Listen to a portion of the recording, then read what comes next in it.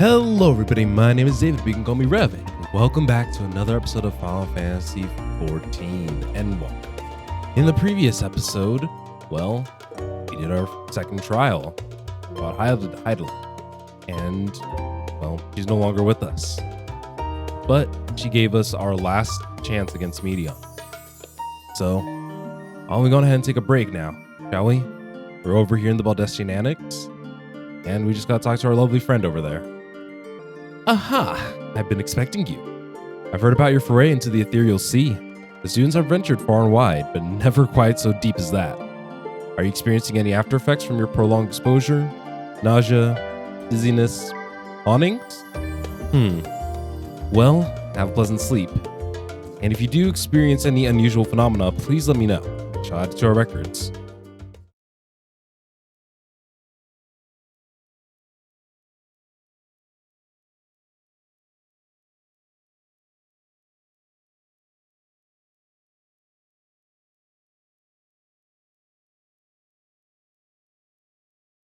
Why the moon look like that? The moon's supposed to shine, right?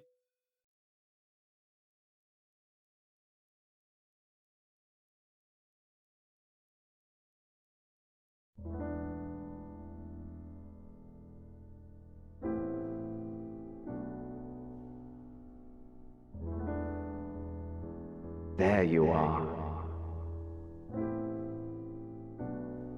The theme Zamorat. Some time, indeed, yes. For you, at least.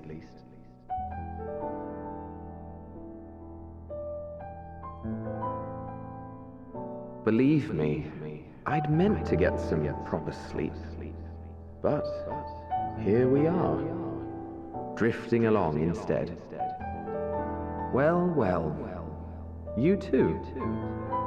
And so we remain, to watch and wonder.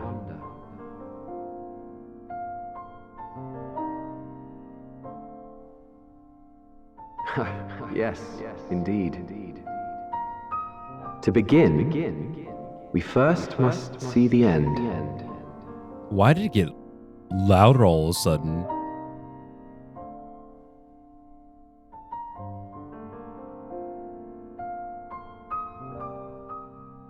But I'm pretty sure that was Emmett Selk talking, right?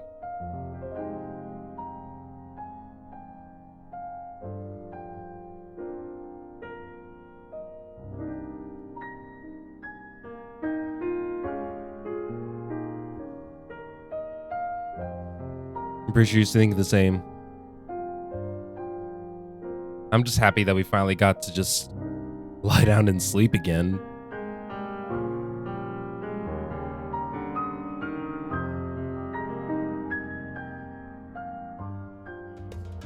As we're getting ready to wrap up this final arc in the game, right? I decided that it would be very fitting for us while we're entering this last arc of the game to change up our looks.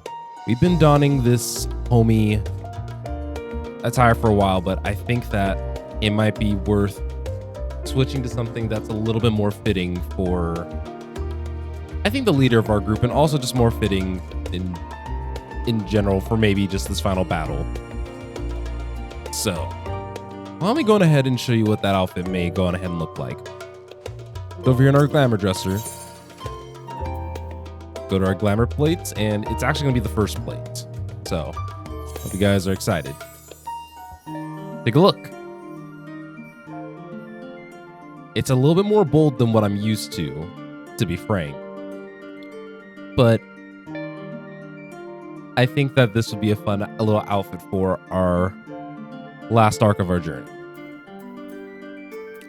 So we're going to hit apply, and then off camera, I'll link it to our glamour dresser as well.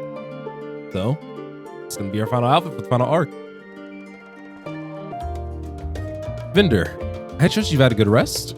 An envoy, Master Foshnos, arrived not long ago with the message. The Loporrits have determined Medion's location. You've been asked to gather at the Rostra. I'll meet you there, along with the others. This new outfit will take some getting used to, though, for me. I was so used to having like the very like homey, my friends had even said like anime dad appearance. And so I think the biggest thing is that I'm not used to having this big of a collar on me. Oh, and now that my friends pointed them out, so I've went on ahead and I have unlocked flying in a good chunk of the locations. And in doing so, I've also seen a lot of the lookout points. I've never done the sightseeing log in this game. And now that I've seen a lot more, like I know what to look for now, which are those blue orbs that you guys saw earlier. It's surprising to say the very least.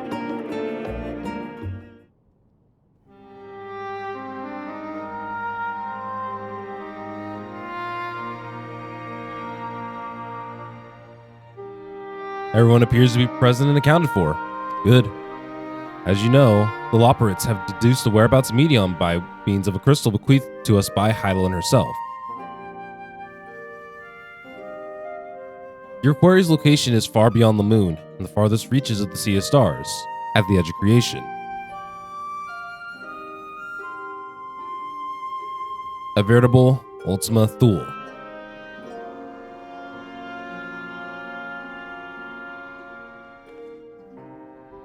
Indeed. How then are you able to reach it? An excellent question. Luckily for you, I have an equally excellent answer. In theory, with its advanced propulsion systems, the moon is capable of delivering you to Ultima Thule, but the myriad other facilities housed within would greatly impede travel through the Sea of Stars. Even the Mother Crystal may not possess ether enough to bear so massive a vessel to our destination and back. However, if we integrate our Hyper Hopper into your ether burner, we should be able to fire things up and jump our way to the end of the universe in no time. Father, what does this mean? Are we risking... Bear in mind, this decision was not solely made at my discretion, but with the consent of the Forum. Hearing the Loperate's proposal, the Forum was faced with a grave decision. To commit the Ark to this endeavor would mean abandoning both our plans to evacuate to the moon and resettle on another star. Needless to say, the proposition invited fierce debates. In the end, however, the Forum was swayed by the simple fact that Heidelin believed he possessed the strength needed to overcome this crisis. The Great Exodus was, after all, a plan of Heidelin's own making. Therefore, if in the 11th hour she would proffer another means by which we may seek salvation, we would be fools to dismiss it out of hand. Indeed, she sacrificed everything, her very existence, to avert the destruction of this star. That is why we have chosen to place our faith in Heidelin, in you.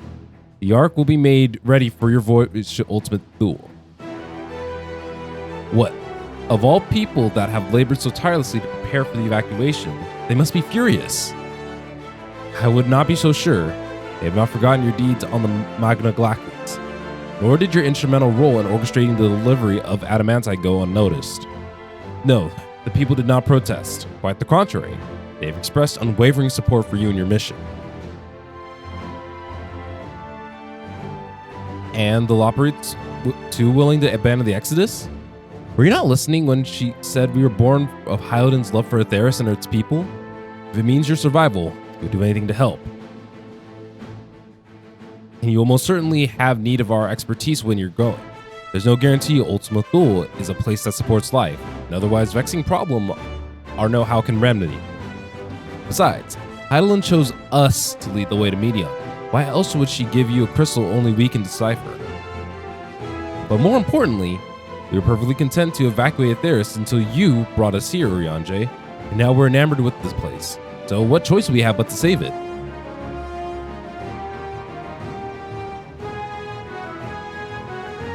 Of course, this is possible without you in the Scions, so I must ask, are you certain you wish to do this?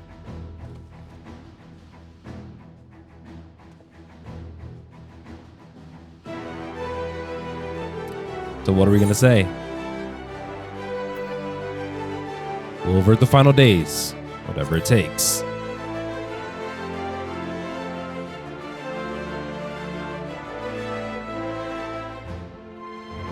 I realize that I'm wearing white or gray hair like the rest of the crew spare Graha.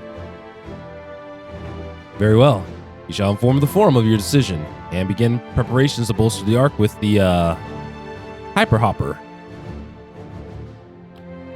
The Loperites will coordinate with the Ilzabar contingent to have the necessary components transported via the Tower of Babel. Of course, it will take time until the work is complete.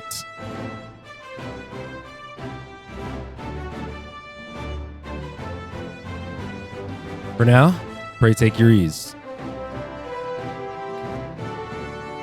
So it seems there's naught to do but rest and prepare, shall we?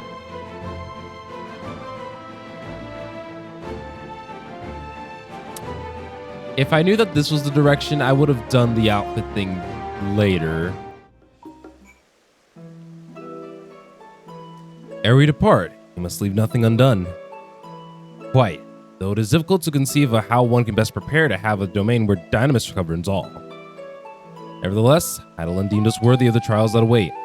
For lack of any other feasible options at this late stage, let us trust in her judgment and face meeting on as we are. Which leaves the not-so-small task of coordinating our efforts here to you and Tataru. If all goes to plan, we'll be back before you know it. I certainly hope so. We'll be praying for your safe return. Mayhap it'll affect the Dynamis for the better. That's settled. We should get some rest and make the most of the time that we've been afforded. Wait, Tataru, you are running to us. Is there something wrong? Meeting's over, is it? We were in there for so long, I started to worry. What do they have to say?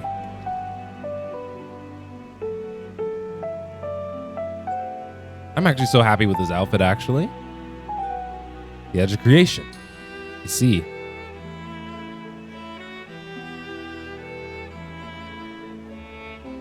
Rest assured, everything will remain in order until you return. And you will return. Actually, Vendor, can I borrow you for a moment? Looks like your plans for the interim are decided. 2 of your finished, meet us back in the Baldactine Annex, alright?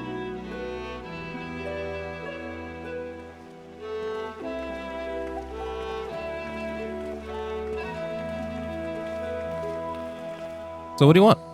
Go with me to the Agora. I have something to show you.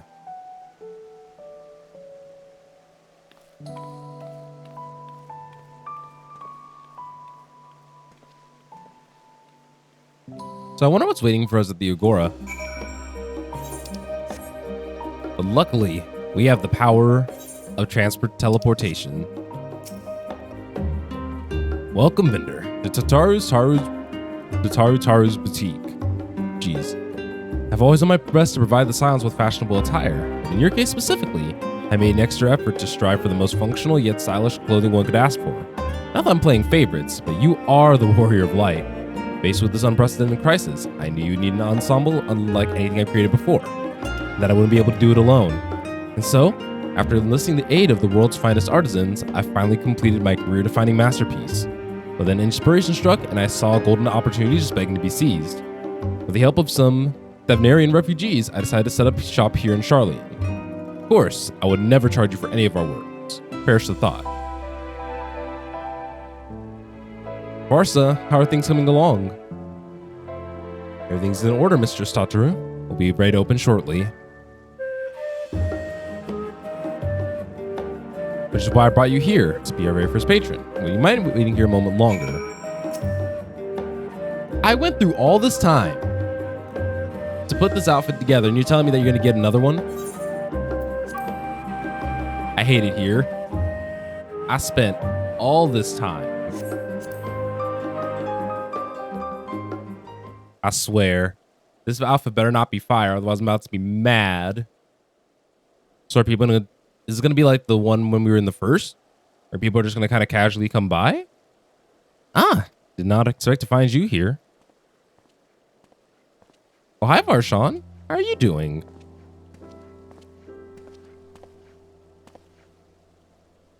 I imagine that Hana would also wish to offer her regards. Alas, after delivering our dragon scales to the engineers, he remained to assist with their work on the ether burner. The Simulacrum, too, will stay in Charlian while I oversee matters in Radzat Han. and a rather convenient means to keep abreast of developments pertaining to the final days or anything else. It allows me, after a fashion, to watch over my people in the distant land. Marshawn, I was hoping you stopped by. I can't thank you enough for allowing your artisans to work with me here at the boutique. Please, it is I who should be thanking you. This establishment has restored a sense of normalcy to their lives. It bless them with newfound purpose and a means by which to support themselves in these troubled times. What's more, when they are at last to return home to Ratzatan, the experience and knowledge they've gained in your employ will no doubt prove a boon to the artistry and commerce of our land. In fact, I came here to see how your new employees are settling in, and express my gratitude for granting them this opportunity. It's an opportunity for me as well, believe you me. Your artisans have taught me so much about Thavnarian craftsmanship. Their resourcefulness and ingenuity are nothing short of inspiring. I can't wait to see what kind of offers we come up with. I pray you every success in your endeavors, Miss Todaro. Before coming here, I've heard word of the form's decision, of what soon will be attempted. It was only then I finally understood why my father called the star that last bastion of hope. Indeed, it was the last bastion, for the flame of every other star he encountered had likely been extinguished. In the boundless dark, the light of brimming life must have been blinding in its splendor. Your journey unto the heavens to protect that light. May the scales of my kin serve you well. I have faith you will prevail and restore peace and tranquility to the star. But that I one would love to see it. I will not see a sacrifice squandered, nor shall I rest until Ratzat-Ham is returned to its former glory. Forgive me, but I must take my leave. Fare you well, and remember, people of the star have not given up hope yet, and neither must you.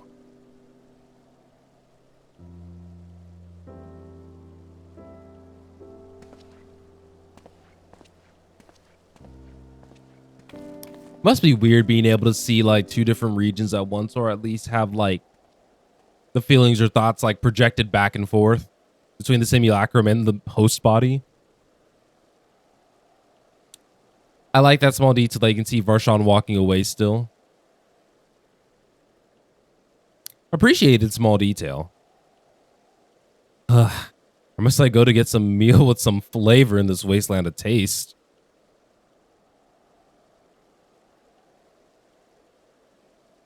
Who's talking to me? Oh, him. I see.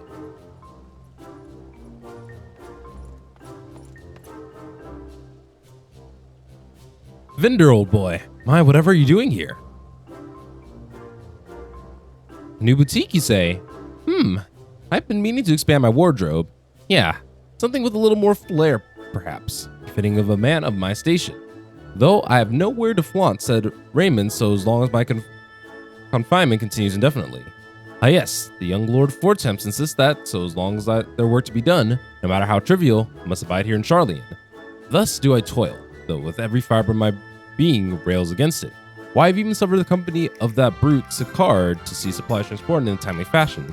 Yet he was the one granted leave this morning to participate in supposed covert operation. So I suffer instead for his otherwise welcome absence.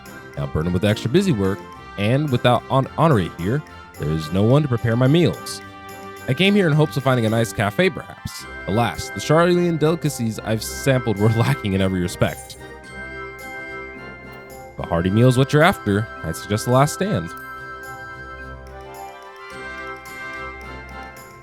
The cafe over on the pier. Their cuisine didn't appear all that appetizing, but if you vouch for the cooking, perhaps I'll give it a try. Thank you for the suggestion. And ta-ta for now, old boy. I'm not that old.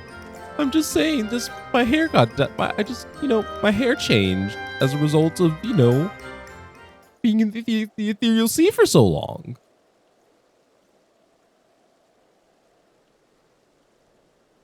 Oh wait, I see him over there. I can't remember his name off the top of my head, but I see him.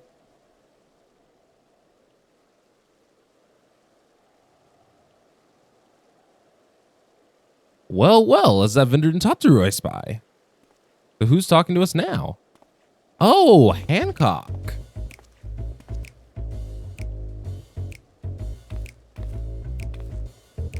Hancock, what are you still doing here? You said you were returning immediately after dropping off your cargo.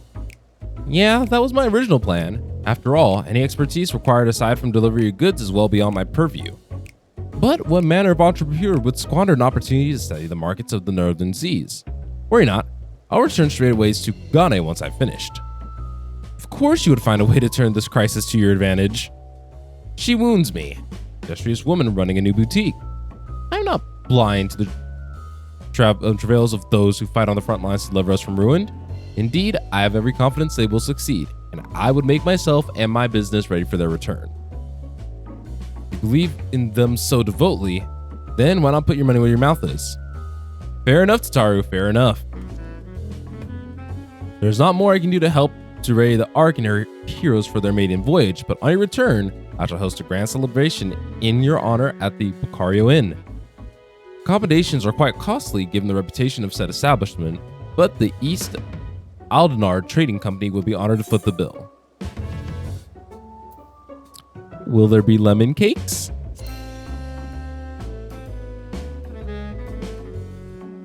Oh ho, a man of tart tastes. I see. Yes, there will be lemon cakes and much, much more. The finest delicacies the world and Lord Lolorito have to offer. What? I want food. But let us speak more of this upon your return, lest I draw even more to Tataru's ire. Until next we meet.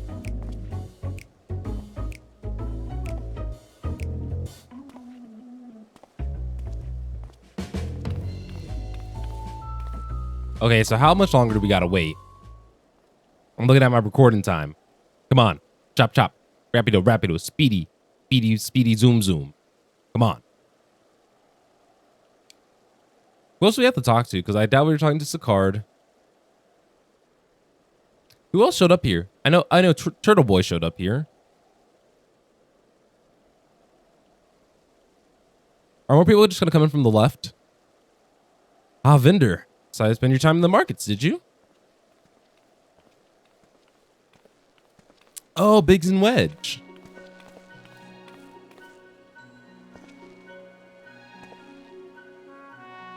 Tataru. Biggs, Wedge. I take it work on the Ark proceeds? It does indeed. Collaborating with the greatest minds of Charlene and Radzat has been a rewarding experience. And that's to say nothing of what we learned from the Loperids. The Ark is unlike everything we've ever had the pleasure to work on. Even Nero was rendered speechless on more than one occasion. Can't wait for you to see it. And you'll never guess who paid a visit before he came to Charlene. Alpha! I think he sensed the coming danger and returned to check on us. He was always one determined in time of need. I suppose that's why he decided to join us here in Charlene.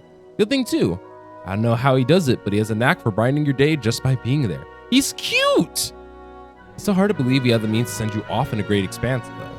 The farthest known reaches of, well, everything. I never thought to see such marvels. Here I am. More often than not, you and the Scions are the catalyst that sparks the need for those great innovations. Think how much I missed out had I not been a member of the Ironworks. An awful lot of work too, to be fair, and the privilege of being worked like a cart chocobo. Haha, there is that too. As busy as we've been, I wish there was more we can do to help for you, Vendor. But no matter what happens, we have to keep believing for a brighter future. One filled with even more adventure. They're like, all right. When you head back, would you tell the engineers I'll be along shortly with refreshments? That's very kind of you, Tataru. They'll be glad to hear it.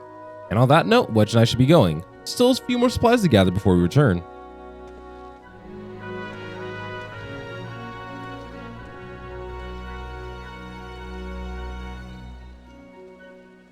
Didn't realize we were so close to the end. Let's say the series has been going on for so long.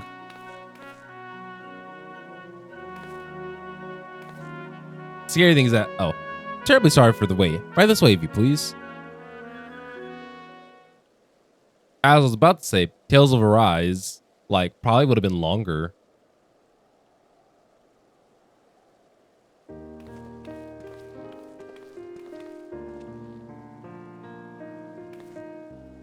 Right. I don't believe the two of you have been formally introduced. This is Varsa, Palka Stand. Yeah, she was one of the ones who saved you calmed that one person down. I love her. Haven't we met before?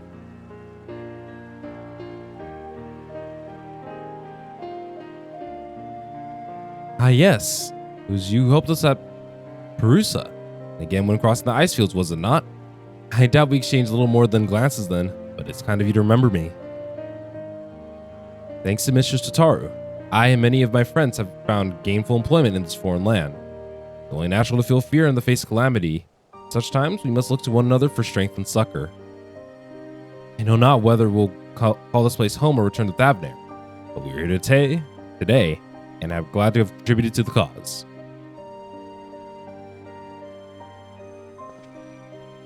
Contribute they did by helping make your new garments as durable as possible. We put our hearts and souls into them, and I have every confidence they'll keep you safe in the battle to come.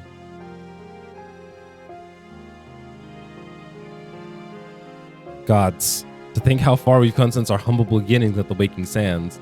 From the rising stones to the falling snows, and even a certain insufferable Sermon's Rue Bazaar. I was fortunate to find friends along the way. Even when you were swept away to the forest, Gratia was there to grant you sanctuary. I'll never forget the relief when I felt when you all returned to us. I thought my heart would burst. This has been a long, long journey. I've been privileged to watch, often with bated breath, as you persevered time and again. For all the joy we've shared, there's so much sorrow as well. But I've long since learned you can't have one without the other. Which is why I promise to send you off to the Sea of Stars with a smile. And you can be certain I'll be the first one to welcome you back on your return.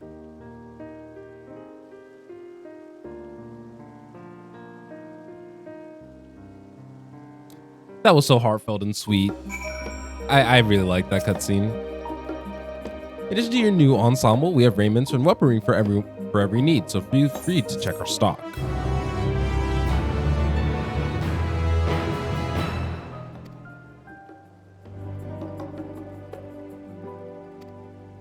Oh, okay.